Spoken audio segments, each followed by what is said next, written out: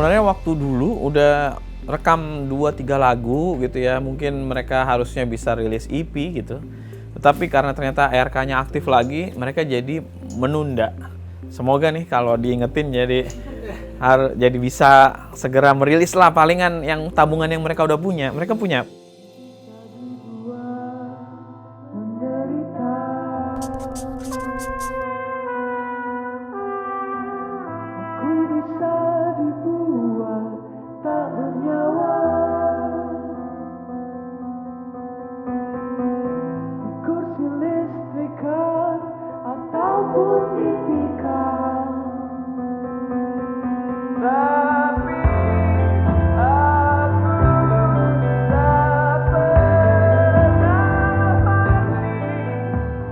Betul, termasuk dalam artian waktu itu kami mengalami kebuntuan untuk bikin satu karya gitu ya. Lalu akhirnya dari situ kami membentuk satu band dalam band gitu ya untuk bagaimana supaya kami bisa punya side project yang itu bisa membantu bandnya lebih luas lagi lah ekspresi musikalnya gitu. Dan ya so far sih walaupun sekarang nggak terlalu berjalan aktif ya, tapi pada saat itu dia lumayan berhasil membuat kami menyelesaikan album yang lain gitu ya. Synesthesia itu bisa diselesaikan karena kami punya project Pandai Besi itu. Sebenarnya waktu dulu udah rekam 2 3 lagu gitu ya, mungkin mereka harusnya bisa rilis EP gitu.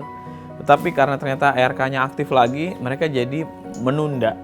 Semoga nih kalau diingetin jadi bisa segera merilis lah palingan yang tabungan yang mereka udah punya. Mereka punya. Termasuk, tapi gue nggak ikut ngerekam sih, tapi nggak apa-apa lah, itu enak bisa dapat karya baru tanpa harus ikut mikir.